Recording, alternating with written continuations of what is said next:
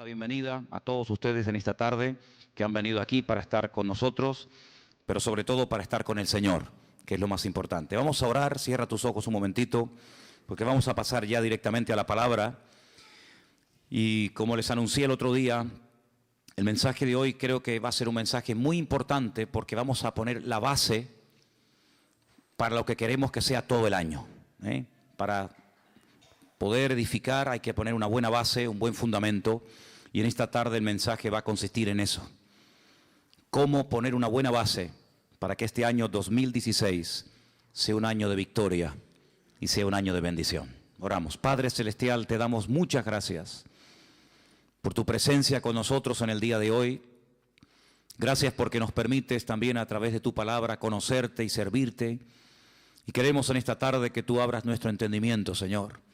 Que nos dé sabiduría, que abras nuestro corazón, nuestra mente, todo nuestro ser, Señor, para que tu palabra ministre, para que tu palabra hable a nuestras vidas y podamos salir de aquí diciendo, hoy el Señor habló a mi vida, hoy el Señor habló a mi corazón. Gracias por este privilegio de tener tu santa, bendita y poderosa palabra en nuestras manos. Pedimos que tú la bendigas, que tú uses esta porción de tu palabra para traer crecimiento y madurez a nuestra vida. Y reciben esta tarde, como hemos cantado, toda la gloria y toda la honra en el bendito nombre de Jesús. Amén y amén. A principio de año hay muchas personas que hacen todo tipo de promesas, incluso apuntan en libretas los objetivos y las metas que quieren alcanzar. Y todos los años hay personas que siempre se ponen las mismas metas del año anterior y del otro y del otro. Primero, perder peso. Dicen que en este año o en las fiestas generalmente la gente engorda un promedio de 4 a 5 kilos. En algunos de ustedes se ha cumplido la profecía, Así que todos los años, la primera semana, los primeros 15 días del mes de enero, decimos, hay que perder esos kilos que hemos adquirido el año pasado. Y una cosa es perder, como decíamos en casa el otro día, una cosa es perder gordura y otra cosa es perder cordura. Así que procure perder la gordura y no la cordura, porque son dos cosas completamente diferentes.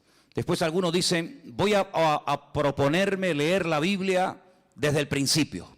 Y comienzan a leer Génesis 1, Génesis 2, Génesis 3, y cuando llega ya febrero, marzo, se le fue el espíritu de lectura, ¿verdad? Otros dicen, voy a comenzar a estudiar inglés otra vez. Y empiezan otra vez a estudiar inglés y se aprenden verbos y palabras y amplían el vocabulario. Y todo tipo de promesas y todo tipo de cuestiones, ¿verdad? Pero yo no quiero que cometamos el error que hay algunas personas que cometen, y es que para poder vivir en victoria, para poder tener un año victorioso como todos anhelamos tener, amén hermanos, primeramente hay que derrumbar mentiras. Ese es el primer principio. Creo que lo queríamos poner ahí. Despejar toda mentira, romper toda fortaleza que queriendo o sin querer se ha arraigado a nuestra vida. La verdad dice la palabra de Dios que nos hará libres. Y estamos de acuerdo en ello. Amén. Pero la mentira nos esclaviza. Y hay personas que creen en mentiras creyendo que son verdades. Y por eso no viven vidas victoriosas. No viven en la libertad gloriosa de los hijos de Dios. Así que antes de proponernos una meta, antes de decir voy a hacer esto, voy a hacer aquello, lo primero que tienes que hacer seriamente es romper toda mentira que esté en tu mente, que esté en tu estilo de vida. A veces son costumbres, a veces son pensamientos, traumas, recuerdos, etcétera, etcétera. Dice la palabra de Dios en 2 de Corintios, por ahí por el capítulo 10, que aunque andamos en la carne, no militamos según la carne. Porque las armas de nuestra milicia no son carnales, son poderosas en Dios para la destrucción de fortalezas, llevando cautivo todo pensamiento a la obediencia de Cristo. Tú no vas a ser libre, nunca, jamás serás libre, a menos que primeramente eches con verdades las mentiras que están en tu mente. ¿Cómo se puede vencer la mentira? Con la verdad. Por cada mentira que logres vencer hay que plantar una verdad en tu vida. Es lo primero que tienes que hacer. Hablaremos de esas mentiras en esta tarde. En segundo lugar, edificar nuestra vida sobre verdades. Ya hemos destruido las mentiras, ya las hemos eliminado, ya las hemos derrotado con la verdad de la palabra de Dios. Pero ahora la verdad tiene que ser la base, tiene que ser el fundamento sobre el que vamos a construir nuestra familia, nuestro ministerio. Todo lo que vayamos a hacer en la vida tiene que tener una base, pero una base verdadera, un fundamento firme, no arenas movedizas, para que podamos aguantar los avatares y problemas y luchas y pruebas de la vida. Y finalmente, una vez que hemos destruido y roto fortalezas de mentira, hemos puesto un buen fundamento basado en la verdad, tenemos que interiorizar y practicar esas verdades. Hay gente que sabe muchas verdades, muchísimas, pero luego no las viven, luego no las practican. Y si queremos realmente que el año 2016 sea un año victorioso, lo primero, guerra a la mentira. Vamos a hacerle guerra a la mentira con la espada de la verdad, con el poder de la verdad. La verdad dice que nos hará libres. Pues si nos hace libres la verdad, practiquemos la verdad. Derrumbemos, rompamos toda mentira, todo complejo, todo trauma, toda mala historia con la verdad. Edifiquemos sobre esas verdades y practiquemos esas verdades, y entonces vamos a ver grandes resultados. Pero decir, voy a leer la Biblia entera, voy a orar más, voy a comprometerme más con la iglesia y con el Señor, voy a estudiar más la palabra del Señor, voy a apuntarme a una escuela bíblica para adquirir conocimiento, voy a hacer y voy a hacer y voy a hacer. Pero si no has roto las mentiras de tu vida, esas mentiras van a ser como esas malas hierbas que a veces ahogan la semilla, y aunque la semilla se plantó en tu corazón, no dio fruto, porque dice la Biblia que a veces la semilla fue ahogada por las malas hierbas. Y queremos arrancar las malas hierbas de cuajo. ¿Cuántos dicen amén? Una vez que hayamos hecho estas tres cosas, que parece muy fácil decirlo, así muy fácil se ha dicho, pero a veces lleva toda una vida realmente el poner en práctica estos tres principios. Ahora vamos a poder enfrentarnos a cualquier mentira. ¿Por qué? Porque estamos empapados, hemos interiorizado las verdades bíblicas en nuestra vida, y automáticamente la mentira no va a encontrar lugar en nuestro pensamiento, no va a encontrar lugar en nuestras emociones. ¿Por qué? Porque estamos llenos de verdad, desde la cabeza hasta la planta de nuestros pies. La mentira no se va a poder colar en nuestros pensamientos, en nuestra forma de hablar, en nuestra forma de comportarnos. ¿Por qué? Porque estamos llenos de verdad, y la verdad nos protege. La verdad es como una muralla que el Señor construye a nuestro alrededor e impide que las mentiras penetren en nuestra vida. Y nos va a resultar mucho más fácil discernir las mentiras llenos de verdades, interiorizando y practicando verdades, que si viviéramos sin practicar la verdad. La verdad no tiene que ser algo teórico, tiene que ser algo práctico todos los días de nuestra vida. ¿Cuántos dicen amén? Hay 5 grandes mentiras que, aunque parezca mentira, valga la redundancia, muchos creyentes han creído en ellas y las practican. Y cuando hablan con otros hermanos, cuando hablan con otras personas, comparten y están todos llenos de razones y cargados de buenas razones, y están compartiendo mentiras y viven mentiras y planean su presente y condicionan su futuro en base a estas 5 mentiras de las cuales quiero hablar en esta tarde. Bueno, lo más seguro es que ninguno de nosotros nos encontremos identificados con las 5 grandes mentiras, pero seguro que más de uno de ustedes, con estas 5 mentiras que voy a compartir, con alguna te vas a ver tremendamente reflejado. ¿Estás dispuesto a exponerte a que esta tarde el Señor meta el dedo en la llaga y te diga, estás creyendo una mentira y por eso así te va, y por eso no ves más la gloria del Señor en tu vida? ¿Estás dispuesto? La verdad nos compromete. La verdad es como un espejo que ponen delante de nosotros.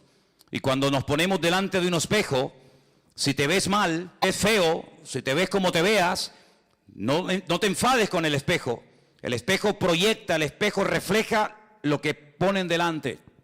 Y por eso quiero hablar en esta tarde acerca de estas 5 mentiras. La primera mentira es, no me caso, no nos podemos casar todavía porque no tenemos dinero.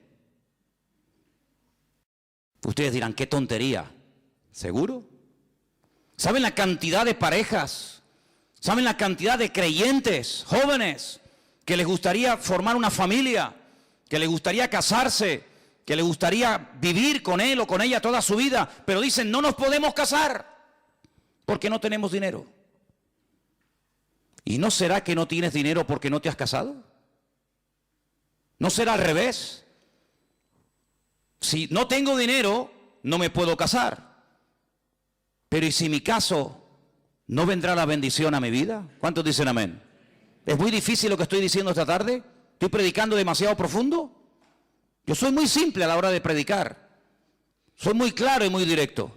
Y es una gran mentira cuando hay jóvenes enamorados que se quieren, que saben que ese es el hombre de tu vida, que sabes que esa es la mujer que Dios ha puesto en tu vida para fortalecerte, para acompañarte, para ayudarte, y por el maldito y dichoso dinero no se casan e hipotecan años preciosos de su vida que podían haber formado un hogar y venir hijos y servir juntos al Señor, pero no lo hacen e hipotecan su presente y también su futuro porque dice no tenemos dinero. ¿Y dónde dice la Biblia que tenemos que tener dinero para casarnos? Porque si la Biblia lo dijera, yo tendría como predicador, como pastor, la obligación de decirte, hermano, usted no se puede casar mientras usted no tenga dinero.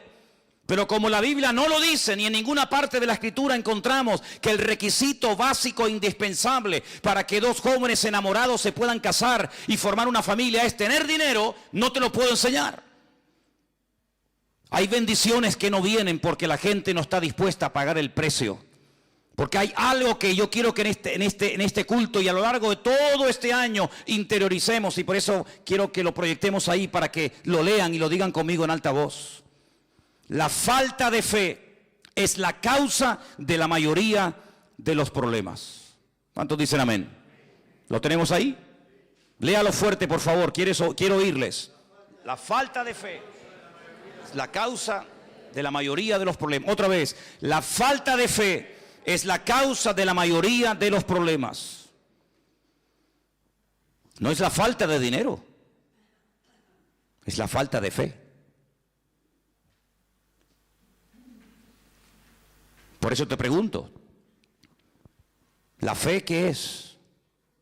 No es fiarse de Dios. No es creer que si obedezco al mandato del Señor y doy un paso, el Señor me sorprenderá y abrirá las ventanas de los cielos y suplirá toda necesidad. Dios suple a los solteros las necesidades que tienen como solteros. Y Dios suple a los casados las necesidades que tienen como casados. Dios suple las necesidades de los matrimonios y sin hijos porque no tienen la necesidad de alimentar o de cuidar o de educar a hijos. Pero en el momento en el que los hijos vengan, la provisión de Dios será mayor. ¿Por qué? Porque también los gastos serán superiores. En otras palabras, según tú vivas, según la condición en la que te encuentres, así verás la gloria del Señor en tu vida y así el Señor te tratará. Si como soltero no tienes tantos gastos como se tiene evidentemente cuando uno se casa y no tienes las responsabilidades de atender un hogar, ¿para qué quieres tanta provisión de Dios? La provisión de Dios es proporcional a la necesidad que tienes en el momento en el que vives. Si no hay necesidad de criar hijos, Dios no te va a dar medios para criar hijos. ¿Por qué? Porque no los tienes. Pero en el momento en que los tengas, en el momento en el que necesites comprarle libros, ropa, zapatos, etcétera, etcétera, el Señor te dará todo eso por añadidura, porque el Señor nunca le deberá nada a nadie. ¿Cuántos dicen amén?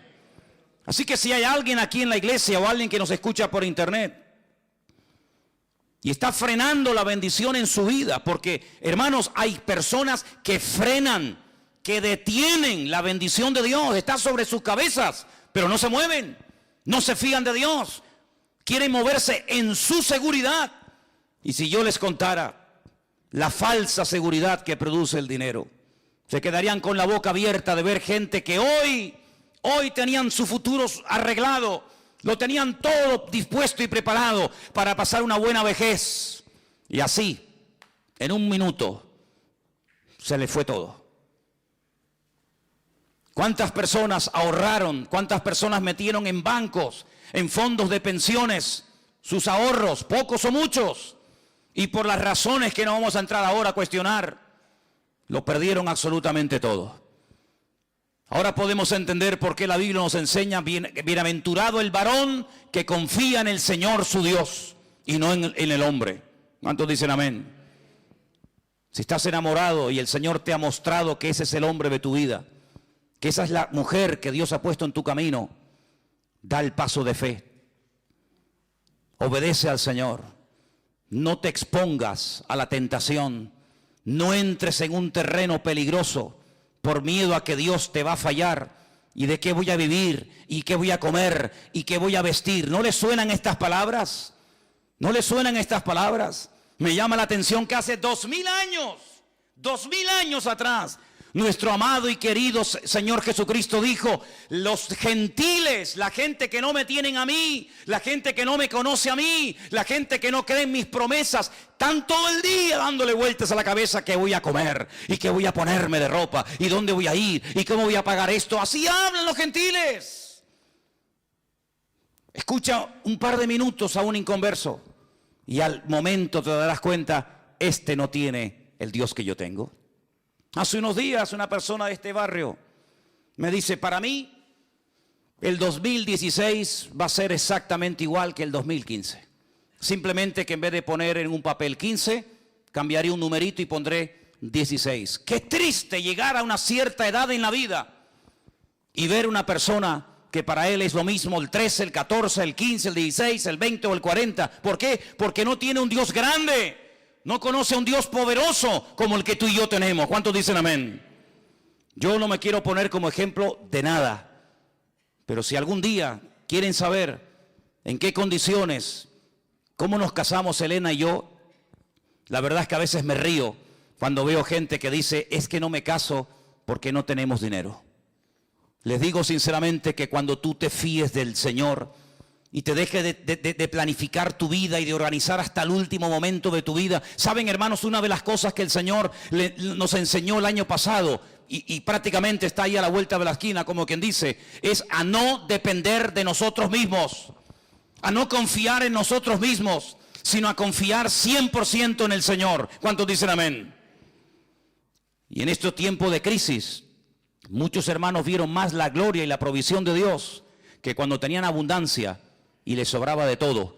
Porque como dije recientemente en uno de los cultos más atrás, en la Biblia se nos enseña a vivir el día a día y no el mes a mes. Dice la Biblia: el pan nuestro de cada día, dánoslo hoy. Si el Señor te ha respondido y te ha mostrado y hay confirmación y hay paz en tu corazón de que ese es el chico, la chica, el hombre, la mujer de Dios para tu vida, adelante, adelante. Y el Señor, la bendición que está sobre tu cabeza, te la derramará y te quedarás sorprendido y después vas a decir: ¿por qué no me casé antes? ¿Cuántos dicen amén? La segunda gran mentira que muchos creen, y no te puedes imaginar cuántos creyentes creen en esta gran mentira, es que yo sé que Él es el hombre de mi vida, yo sé que ella es la mujer de Dios para mi vida, pero no nos podemos casar, porque si nos casamos, me quitan la paga. Porque ustedes saben que en este país, no sé los viudos, pero a las viudas reciben una paga de 150.000 euros mensuales. ¿Sabían eso, no? ¿No? En España a las viudas les dan 150.000 euros mensuales. Ay, perdón, 400. Exagerado soy. ¿Qué estaría yo pensando? 400 euros le dan, nada más o menos. 500. Pero hermanos, 500 euros es un billete, ¿sí o no? ¿Los han visto alguna vez? Algo dice, no. Bueno, existen, hermano, existen. Son rosaditos, pero hay poco. No están mucho en las iglesias. Suelen estar por Suiza, paraísos fiscales, de banco en banco, de casino en casino. No les gustan mucho los cultos, no frecuentan mucho los cultos. Las moneditas sí. Hola, ¿qué tal? Vengo del culto. Esta mañana estuve en la iglesia bautista. ¿Dónde vas? Estar a la iglesia de Manolo. Eso sí, eso se van. Son muy espirituales las monedas.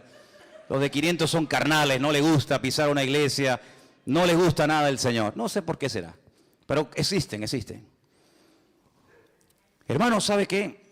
A veces somos muy propensos a cuestionar y a criticar a ciertos y determinados personajes de la Biblia por lo que hicieron o por lo que dijeron. Decimos, pero Pedro, ¿cómo pudiste negar del Señor? Dudar del Señor.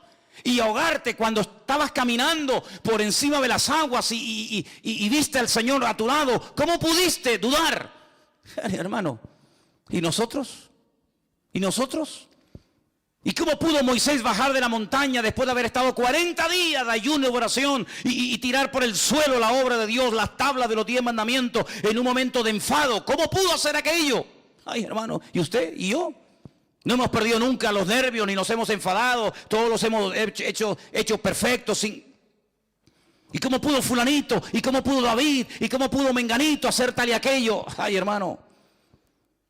¿Y cómo es posible que un cristiano que lleve toda la vida en la iglesia sea capaz de vivir años y años en adulterio, acostándose cada semana y cada día con su marido, con su esposa, y no queriendo poner su vida en orden por una paga de 400 euros?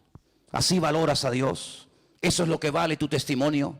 ¿Eso es lo que vale la santidad? ¿400 euros? ¿500? ¿600? ¿1000? ¿1 millón? ¿Eso es lo que vale tu santidad? Qué bonito es venir a la iglesia y hacer lo que me da la gana, ¿verdad?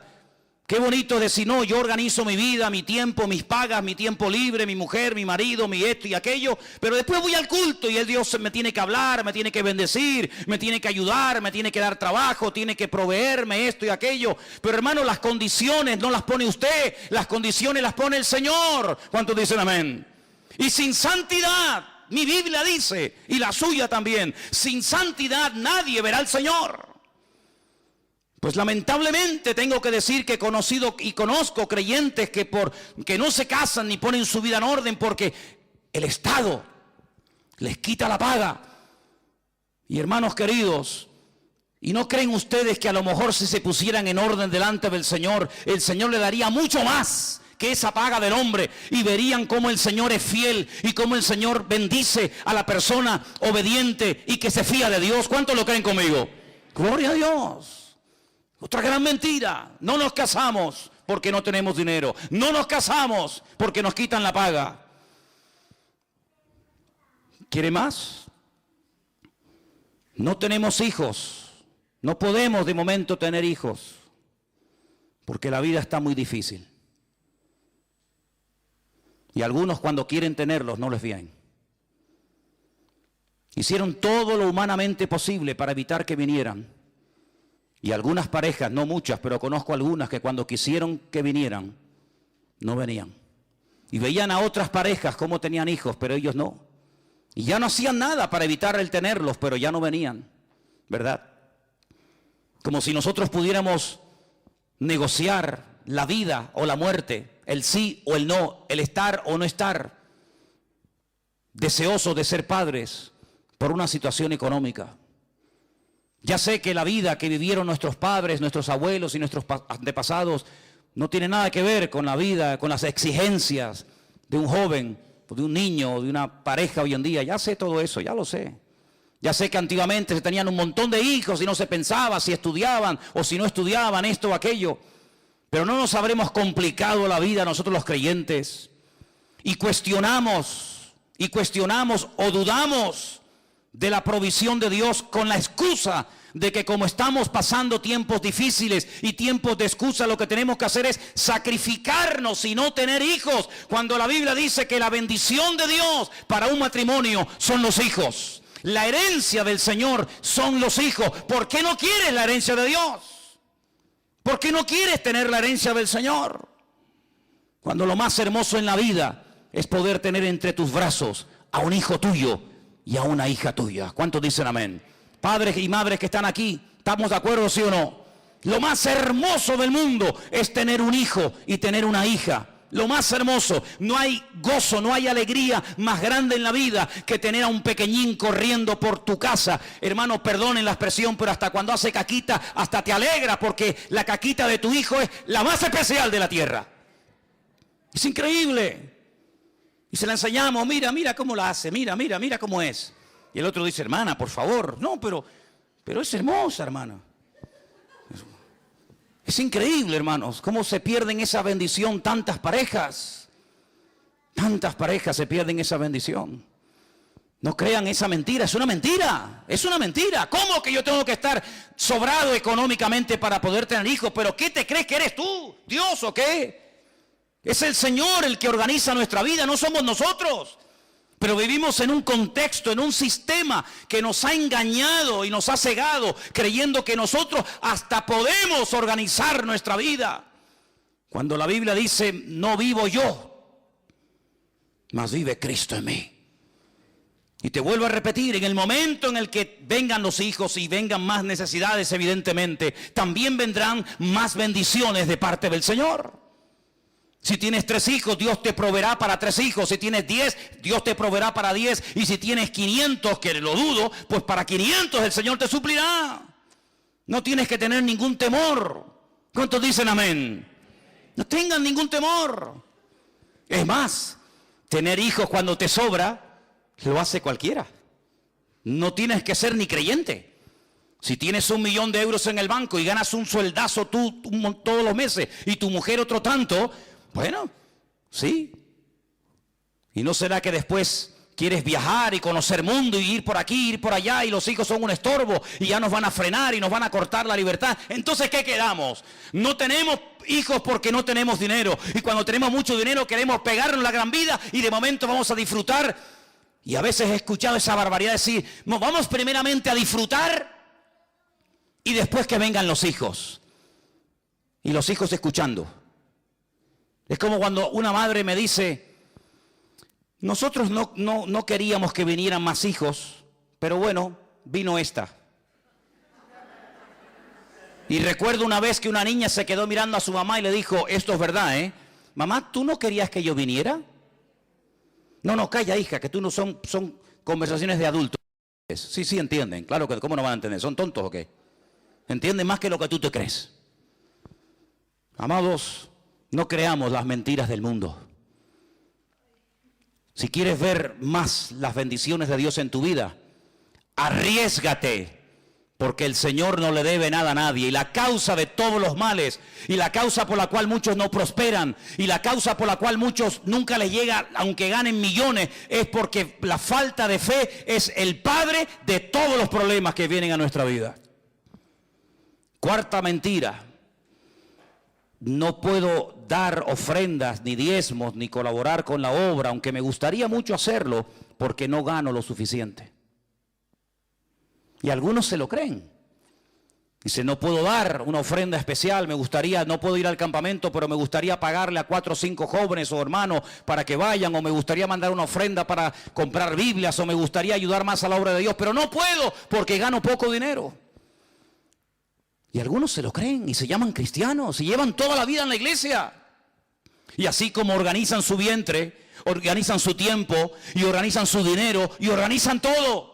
Y son como mini dioses, dioses en miniatura. Organizo mi tiempo, organizo mi vida, organizo mi vientre, organizo todo lo que hago y todo lo que digo.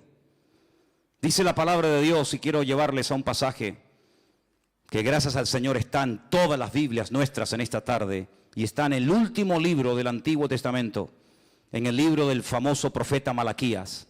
En el libro del profeta Malaquías, en el capítulo 3, dice en el verso 6, Malaquías 3:6. ¿Lo tienen, hermanos? Lo vamos a poner ahí en la pantalla para que lo podáis leer si queréis. Porque yo, el Señor, no cambio. Nosotros sí. Hace unos días estábamos buscando fotografías y nos quedamos sorprendidos cómo hemos cambiado todos, cómo hemos cambiado. Algún día pondremos esas fotografías en la iglesia para que se den cuenta de lo que estoy diciendo. Pero dice la Biblia, yo no cambio, dice el Señor. Por esto, hijos de Jacob, no habéis sido consumidos. Desde los días de vuestros padres os habéis apartado de mis leyes y no las guardasteis. Volveos a mí y yo me volveré a vosotros. ¿Cómo habla el Señor? ¿Con qué compasión? ¿Con qué amor? Así dice el Señor de los ejércitos. Mas dijisteis, ¿en qué hemos de volvernos? Estaban tan ciegos que el Señor les decía, vuélvanse, vengan a mí otra vez. Y ellos decían, pero ¿en qué tenemos que volvernos? ¡Qué ceguera espiritual, Dios mío! Versículo 8. ¿Robará el hombre a Dios? Qué pregunta tan extraña, ¿no? ¿Robará el hombre a Dios? Vosotros me habéis robado. Y dijisteis, ¿en qué te hemos robado? Y el Señor les responde a través del profeta Malaquías, en vuestros diezmos y ofrendas.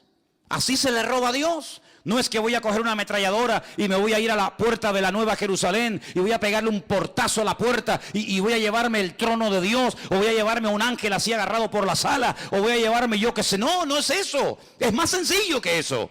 No hay que ser tan espiritualoide, sino el Señor dice, ustedes, toda la nación, a mí me han robado. Y la nación dice, pero robar a Dios, pero ¿cómo se le puede robar a Dios?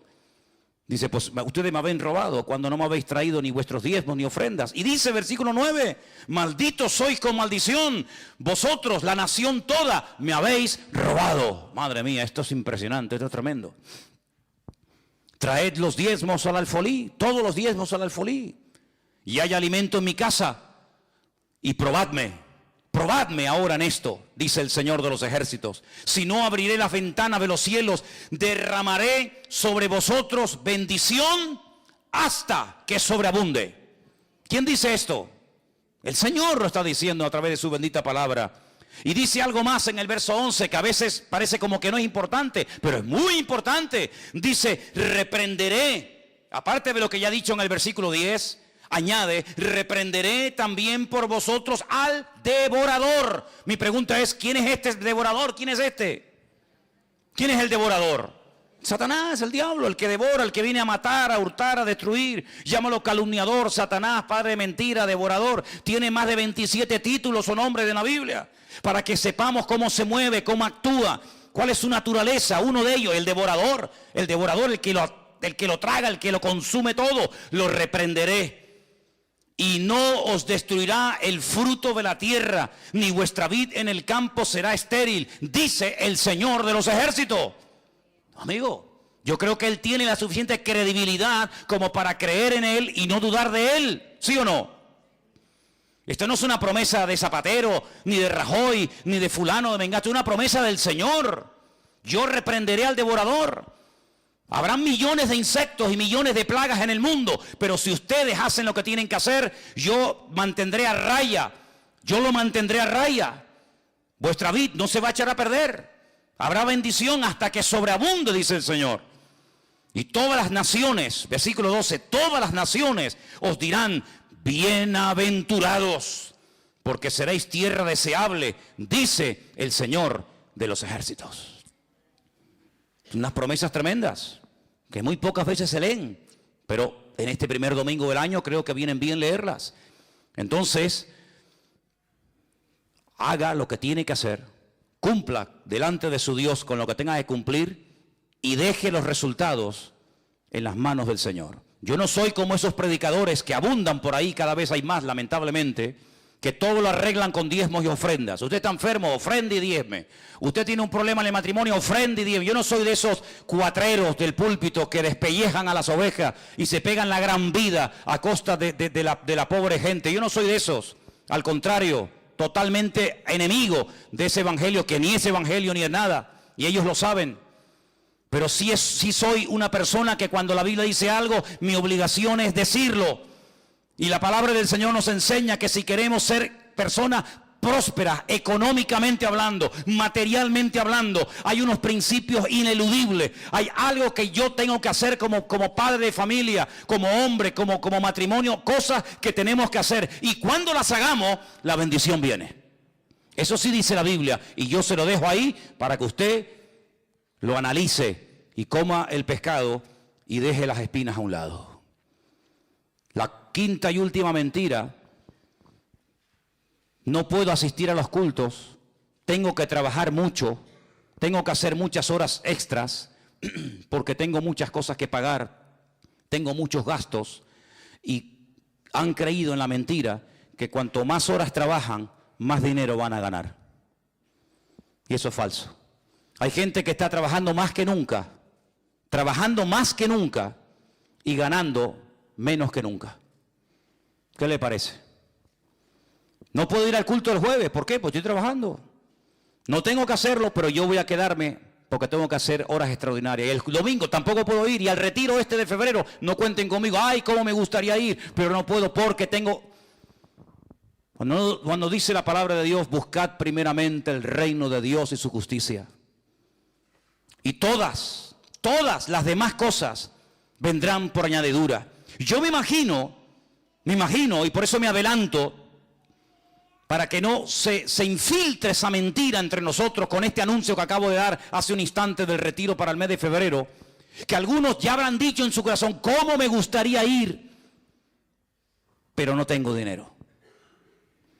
Y si tú supieras que es al revés, lo primero que tienes que hacer es, yo voy a ir, porque si yo voy a ir, el Señor me va a dar el dinero para poder ir. Yo he ido docenas de veces a Israel. Jamás en mi vida me he preguntado cómo voy a ir. El Señor, cuando ve que hay en el corazón de una persona un deseo genuino y real de conocer y de visitar su tierra, el Señor a esa persona milagrosamente le provee todo lo necesario para que pueda ir. Hace años que aprendí, y lo aprendí, y ahora les voy a contar un testimonio que por poco me cuesta la vida. Aprendí que mi agenda y aprendí que mis necesidades, quien las suple es el Señor. En el año 90, fíjate lo que ha llovido, algunos de ustedes ni habían nacido. En el año 90, en enero del 90, yo me encontraba en lo alto de una montaña en Galicia orando. Tenía un coche muy lindo que me habían regalado mis suegros. Yo lo quería vender porque mi ilusión era ir a Argentina, en aquellos años del gran despertar y del gran avivamiento del Señor en aquel país. Yo quería ir allí. Y mis planes, mis proyectos, mis ideas geniales y maravillosas eran vender el coche. Y como en aquellos tiempos la vida allí era tan económica, pues yo lo que quería era vender el coche, comprarme los billetes que se compraban en aquella época de segunda mano, una cosa que suena impensable hoy en día. Personas que venían a España y vendían el billete de vuelta. ¿Qué te parece? Y llevarme un dinerito para estar allí unos meses y ver el mover de Dios allí. Y yo oraba y confiaba de que ese coche me iba a proveer mis necesidades. Pero la pregunta es, ¿quién es el que suple nuestras necesidades? ¿El coche? ¿El oro? ¿El trabajo? ¿Quién suple las necesidades de un creyente? El Señor es el que la suple. Puede utilizar cualquier medio, pero jamás poner la fe en el medio, sino poner la fe en el Señor y que Él use el medio o el instrumento que quiera. Y yo bajaba de la montaña y en una recta, al final había una pequeña curva y al suelo le habían echado lo que llamamos aquí ese piche, como picón. Y yo frené y el coche me derrapó y no fui capaz de tomar la curva. Y el coche salió así, despedido, al vacío. Esa sensación de ir en una especie de montaña rusa sin raíles, porque cuando vas en la montaña rusa, sabes que de alguna manera, pero esa sensación de caer al vacío y esa cosa que te da aquí en el estómago, esa es una sensación terrible. Recuerdo que yo no llevaba el cinturón de seguridad puesto, me agarré al volante, apreté con todas mis fuerzas hacia atrás, hice la oración más corta y más ungida de toda mi vida. Jamás en mi vida he orado con tanta fe y a grito, solamente me dio tiempo de decir, Señor, sálvame. Y cuando dije eso, el coche hizo ¡pum! Cayó así de punta. Primeramente cayó sobre la rama de un árbol, la partió. Eso fue lo que gracias a Dios me amortiguó y cayó así de punta, el coche quedó así. Por este lado recuerdo que había como una roca, una pared, no podía salir. El cristal, la luna delante, salió entera y al momento de salir entera los limpiaparabrisas entraron para adentro. Y yo notaba que algo estaba cayendo del techo. Yo pensaba que era gasolina y que iba a explotar. Es una cosa tan terrible. Y yo miraba para el techo y yo decía, pero yo no veo que cae nada. Y cuando hice así me toqué y tenía todas las manos llenas de sangre. Pero mi preocupación no era ni la sangre, mi preocupación era mi coche que se ha roto. ¿Cómo me voy a Argentina ahora? ¿Cómo compro los billetes ahora? Y entonces salí del coche, me subí arriba a la carretera, venía un tractor Y entonces lo paré y le pedí que por favor me ayudaran a sacar del fondo del barranco mi coche. Y el hombre me dice, pero ¿dónde está tu coche? Digo, está allá abajo. Cuando el hombre se asomó, dice, ¿pero tú has salido de ahí? Digo, sí, de ahí salí. Bajó con el tractor, me sacó el coche era un acordeón, hermanos. Un acordeón. Solamente quedó una rueda, las demás las reventó todas. La palanca de cambio desapareció. El coche era, el pobrecito, un acordeón. Me fui a una casa por ahí por el campo, le pedí a una señora que me dejara entrar en casa para lavarme, para que cuando llegara a casa Elena no me viera todo lleno de sangre, todo sucio. Y entonces me dejó pasar al baño la mujer, sí, pasa. Y estando allí, lavándome la cara, se me fue el conocimiento, volví otra vez y perdí el coche. Yo entré en una crisis de fe, una crisis de no sé de qué. Y ahora cómo me voy, Señor, y ahora cómo ya me había despedido de la iglesia, ya habíamos entregado a la iglesia a otro pastor, que después la pastoreó 10 años más después de nosotros. Hermanos, comenzamos a visitar iglesias para despedirnos, y cada vez que íbamos a una iglesia nos daban ofrendas. Y cuando llegábamos a casa, comenzábamos a ver las ofrendas que los hermanos nos daban, y fue algo tan impresionante, hermanos. Pudimos ir a Argentina, pudimos estar un tiempo allí. El Señor, el tiempo que estuvimos allí, viviendo totalmente por fe, nos permitió recorrer el país de punta a punta. El Señor suplió todas nuestras necesidades de una forma milagrosa. Fuimos con billete de ida y no con billete de vuelta. Pero cuando teníamos que volver, una iglesia puso unas cajas de cartón así, la iglesia Santuario de Fe en la ciudad de Rosario, en Argentina, Pastor Norberto Carlini. Y puso unas cajas y dijo, hermanos, Manolo y Elena han sido una bendición para nosotros este tiempo que han estado aquí, vamos a bendecirlo. Ellos han sentido volver a su tierra y la gente comenzaba a pasar y llenaban cajas de billetes. Y pudimos comprar los billetes de vuelta. Y por si esto fuera poco, años más tarde, mi hija se enamora de un argentino. Y esa fue la guinda que coronó el pastel, ¿no? De la misma ciudad donde vivimos nosotros. Amados, si no estamos dispuestos a pagar un precio, seremos toda la vida cristianos mediocres. Iglesias de barrio, pobrecitas, que no tienen una visión mucho más allá que simplemente pagar la luz y el agua y sobrevivir mensualmente. Hermanos, tenemos que ampliar nuestra visión.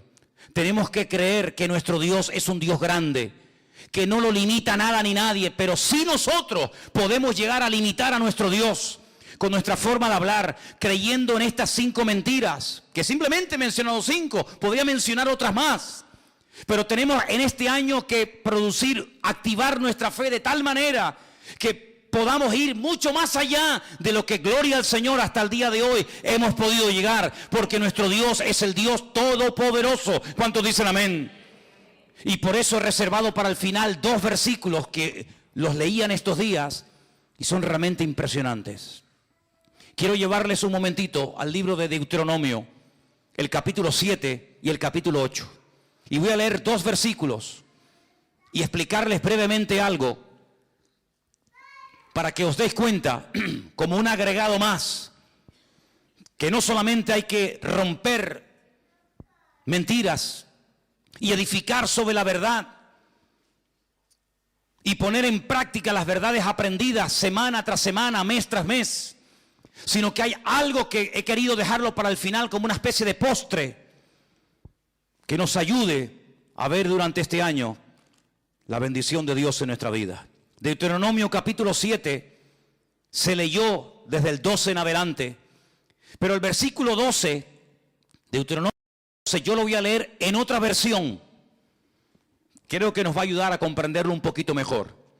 Dice el versículo 12, según esta versión que yo les voy a leer ahora. Y como consecuencia de haber escuchado estos mandamientos y de haberlos guardado y de haberlos llevado a cabo, el Eterno tu Dios guardará para ti el pacto y la bondad que Él juró a tus antepasados.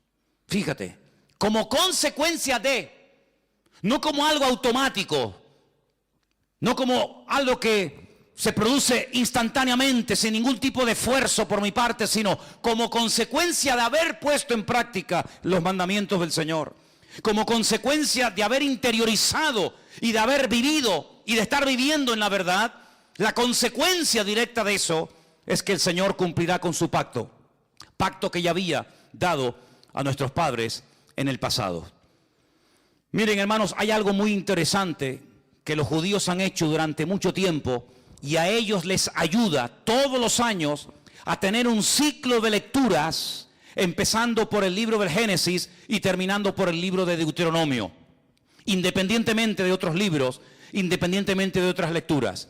Ellos han dividido en más de 52 porciones estos 5 primeros libros de la Biblia, que nosotros llamamos el Pentateuco y ellos lo llaman el Humash, la Torá.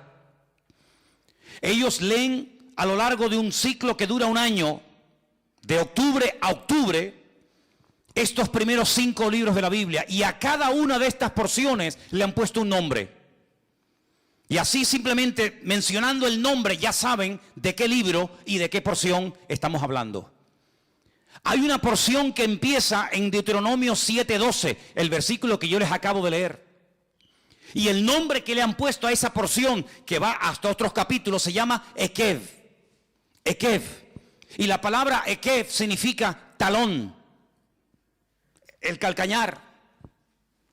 Y uno dice, ¿y qué tiene que ver la palabra Ekev con esta porción de la Biblia? Claro, usted lee el versículo 12 y la palabra talón no la ve por ninguna parte, ¿verdad? Usted ve la palabra talón en el versículo 12 por ninguna parte, pero en hebreo está. En hebreo está. Y es interesante notar, cuando uno lee el libro de Josué, que cuando ellos van a entrar a tomar posesión de la tierra, por fin, después de 40 años de dar vueltas y vueltas y más vueltas en el desierto, hay algo que tienen que hacer los sacerdotes. Ustedes lo pueden leer en Josué capítulo 3, del 13 al 17, cuando lleguen en casa, lo leen tranquilamente. Josué 3, del 13 al 17.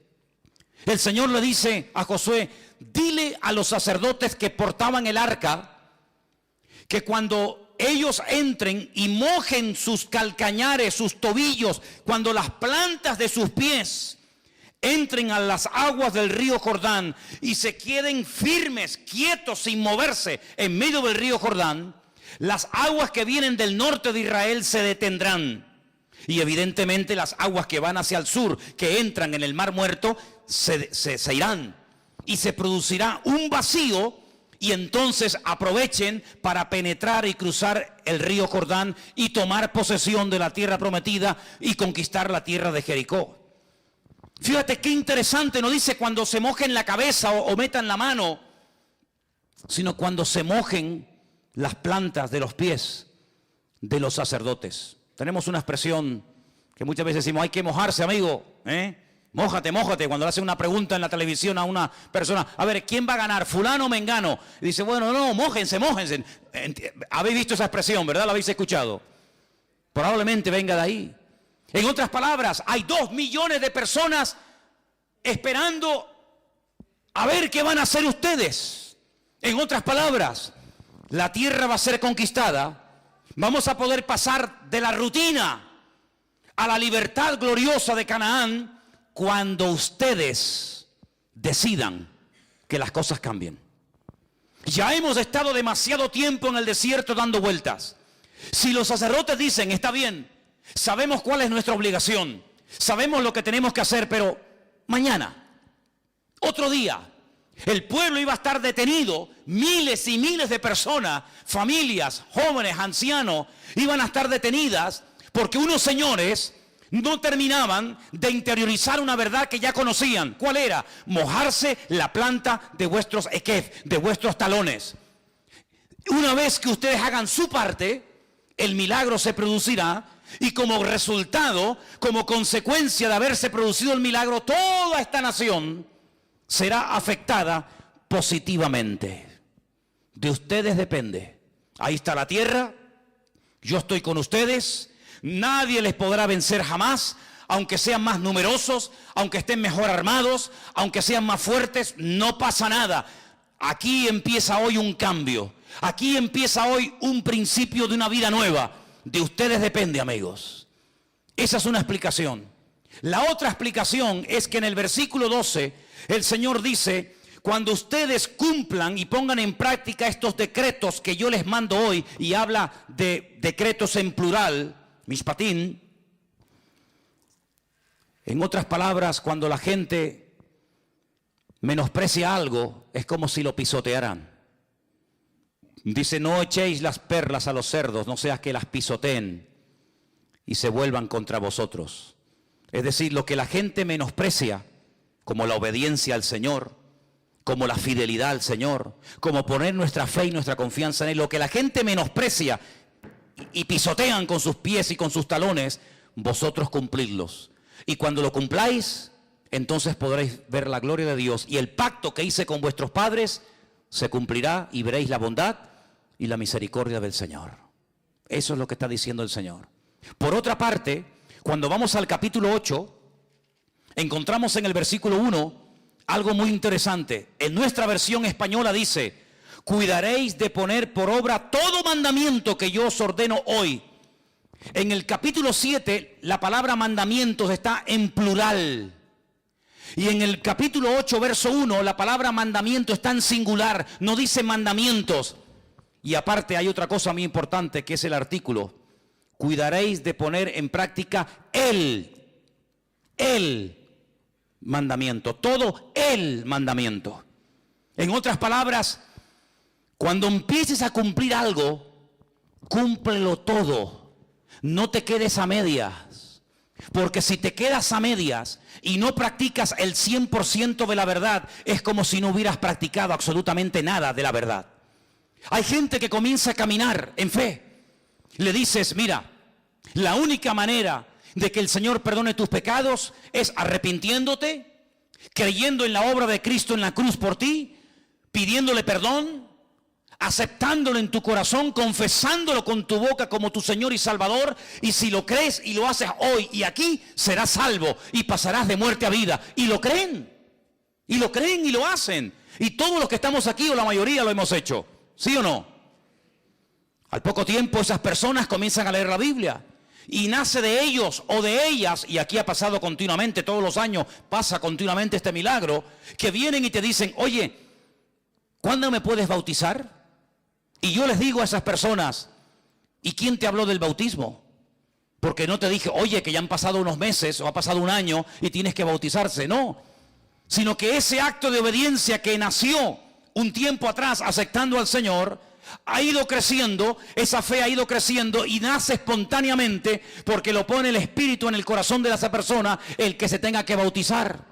Y así comienza a avanzar, y tú ves cómo crece y cómo va madurando y cómo va invitando a otras personas para que conozcan al Señor y cómo va creciendo en el Señor. Pero llegará el momento cuando tendrás que tomar decisiones no tanto de tipo espiritual, como aceptar a Cristo, como el bautismo en agua, etcétera, sino decisiones de tipo material, de tipo familiar, etcétera, etcétera. Y es ahí donde el Señor te dice: tienes que cumplir con todo el mandamiento. Es decir, empezaste bien, sigue caminando, sigue avanzando, no te detengas, no te frenes. No es que fulanito, no, olvídate de todo eso. Dice: no te apartes ni a diestra ni a siniestra, para que todo te vaya bien y seas prosperado en todo lo que emprendas para el Señor. ¿Cuántos dicen amén? Es decir, para derrotar esas mentiras y que nunca más en el 2016 ninguna de estas 5 mentiras que hemos hablado esta tarde, un poco de ellas, ni ninguna otra encuentre cabida en mi vida, tengo que llenarme de verdades. ¿Y dónde están esas verdades? ¿Dónde me alimento de esas verdades? Aquí las tienes, hermano. Más cerca de ti imposible. Aquí tienes las verdades. Cómo tienes que vivir como hombre, como mujer, como soltero, como hijo, como padre, como madre. ¿Qué tienes que hacer con tu tiempo? ¿Qué tienes que hacer con tu dinero? ¿Qué tienes que hacer con las decisiones a corto y a largo plazo? Aquí están todas las verdades, todo lo que usted necesita saber está aquí. Pero ¿cuál es el problema? Que a veces la gente comienza a llenarse de la información que nos da el periódico, de la información que nos da la televisión, de la información de lo que está pasando aquí y por allá. Y entonces la fe se contamina. La fe se enferma, la fe se debilita y comenzamos a preocuparnos. ¿Y qué va a pasar con mi vida? ¿Y si me echan del trabajo? ¿Y si ahora resulta que no me dan los papeles que tanto he luchado por tener? ¿Y si ahora no me dan la ciudadanía? ¿Y si ahora resulta que sube el petróleo? ¿Y si ahora resulta que los árabes vienen a Europa y nos matan a todos? ¿Y si ahora resulta que Israel no sé qué? ¿Y si ahora resulta que los rusos? Y comenzamos a volvernos locos. Cuando yo lo que les digo a la gente, hermanos, nuestra fuente de información no es el mundo, no es Telecinco, no es Antena 3. Nuestra fuente de información correcta y verídica y las verdades que nos van a cambiar la vida están aquí en su bendita palabra. ¿Cuántos dicen amén? El Señor dijo, escudriñad las Escrituras, léanlas, memorícenlas, enséñenselas a los niños, que las aprendan desde pequeñitos, para que cuando sean grandes y sean bombardeados a través de la televisión, de la radio, de la prensa, en los colegios, en las universidades, estén firmes sin titubear. ¿Por qué? Porque la verdad trae firmeza, porque la verdad trae, hermanos, calma a nuestro espíritu. La verdad nos hace libres y nos hace felices en la vida. ¿Cuántos dicen amén? Por eso, hermanos, tenemos que tomar hoy, primer domingo del año, una decisión. Mojarnos los pies en las verdades del Señor. Y quiero terminar citándote unas palabras de un sabio llamado Salomón, el hijo del rey David. Escribió un libro que algunos dicen que era como su diario personal. ¿Saben lo que dijo? Después te digo dónde está. Cualquier persona que diga que los tiempos pasados fueron mejor que los tiempos presentes, no hablará con sabiduría. ¿Qué te parece? ¿Eso está en la Biblia? Sí. Eclesiastés 7:10. Cualquier persona que diga, pero antes la vida era más tranquila, antes se vivía mejor, antes no sé qué. Hermanos, no tenemos